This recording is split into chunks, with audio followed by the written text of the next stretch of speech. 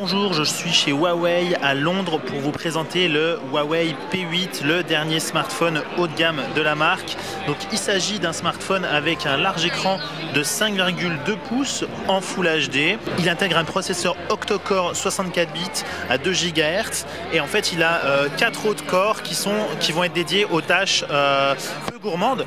Donc en fait c'est un smartphone octa-core mais finalement avec seulement 4 corps qui fonctionnent à la fois. Donc 4 fois 2 GHz pour les tâches gourmandes et 4 fois 1,5 GHz pour les tâches peu gourmandes en énergie, donc les appels, les SMS ou lorsque le smartphone est en veille par exemple.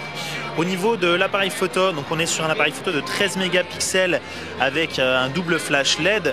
On a énormément de fonctions qui ont été apportées à la partie photo, donc j'ai pas encore pu les prendre en main, mais je vous referai une version plus complète de cette prise en main, finalement un test complet un petit peu plus tard pour vous présenter ça. Mais on a en tout cas pas mal de fonctions qui ont été introduites par Huawei, en particulier sur les poses longues, sur le stabilisateur optique et sur toutes les photos finalement en basse luminosité, donc là-dessus c'est quand même pas mal. Au niveau logiciel, on repose sur un Android 5.0. On le voit ici, donc avec une interface largement modifiée par Huawei. En particulier lorsqu'on va dans les settings, on voit ici que tout a été un petit peu remodifié par Huawei, mais c'est en tout cas bien de l'Android 5.0 comme on le voit ici, donc avec la surcouche Huawei qui est donc l'EMUI en version 3.1 ici. Pour poursuivre sur les spécifications techniques, j'ai parlé du processeur de ce Huawei P8, mais pas de la RAM. Donc on est ici sur 3 Go de mémoire RAM avec 16 Go de stockage interne extensible par micro SD. Le port micro SD qui va donc pouvoir supporter jusqu'à 128 Go en micro SD. Et donc chose intéressante pour ce smartphone Huawei P8, c'est en fait les deux slots. Le premier est utilisé pour la carte nano SIM, donc compatible 4G bien entendu. Le second peut être utilisé pour une seconde nano SIM, elle aussi compatible 4G. Donc là-dessus c'est vraiment pas mal au niveau connectivité, c'est vraiment ce qu'on fait de mieux. Mais en fait il peut aussi être utilisé pour la micro SD. Donc pour le deuxième slot, il faudra choisir entre le stockage, donc la micro SD qui peut aller jusqu'à 128 Go, ou alors la seconde nano SIM. Donc du coup quand vous voudrez mettre une seconde nano SIM par exemple en voyage, il faudra retirer temporairement votre carte micro SD. C'est un petit défaut pour moi, ça aurait été bien d'avoir 3 ports, mais vu la finesse extrême de l'appareil, on est sur 6,4 mm d'épaisseur, je ne sais pas si vous voyez, c'est vraiment très très fin. Forcément à un moment donné on est obligé de faire des compromis, et donc forcément on aura soit 2 slots nano SIM, soit un slot nano SIM plus micro SD. Voilà. Au niveau donc du corps en lui-même de l'appareil, du design, en fait on est sur du full métal comme on le voit ici. Une grande partie de la face avant est occupée par l'écran.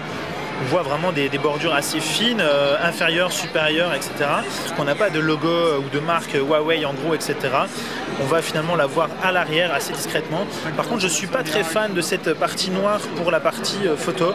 En fait, j'aurais bien aimé un design complètement uni avec donc cette couleur grise sur tout l'appareil. On aura d'ailleurs plusieurs couleurs qui seront disponibles. On aura donc du gris, du champagne, du doré et du noir. Voilà, donc 4 couleurs en tout disponibles pour ce Huawei P8 qui a l'air donc prometteur puisqu'on a pas mal de choses dessus, pas mal de nouveautés côté logiciel et côté hardware, donc c'est vraiment plutôt sympa.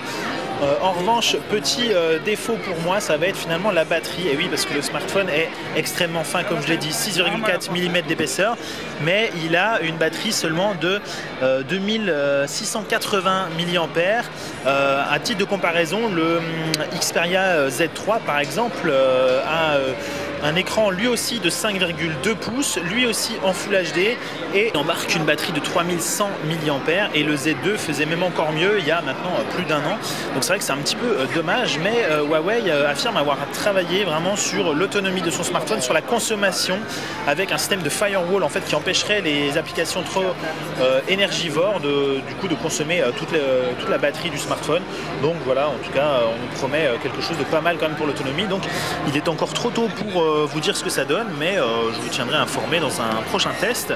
Et donc dernier point, on voit, alors qu'on voit ici le dessous du smartphone avec les deux haut-parleurs ici et le port micro USB, on aura donc un chargeur rapide, donc fast charge, comme c'est le cas par exemple sur le Galaxy S6 ou sur le Nexus 6. Donc on n'a pas vraiment de détails sur la vitesse de chargement de ce smartphone, mais on nous promet donc une fast recharge, donc une recharge relativement rapide, plus rapide en tout cas que sur la plupart des smartphones.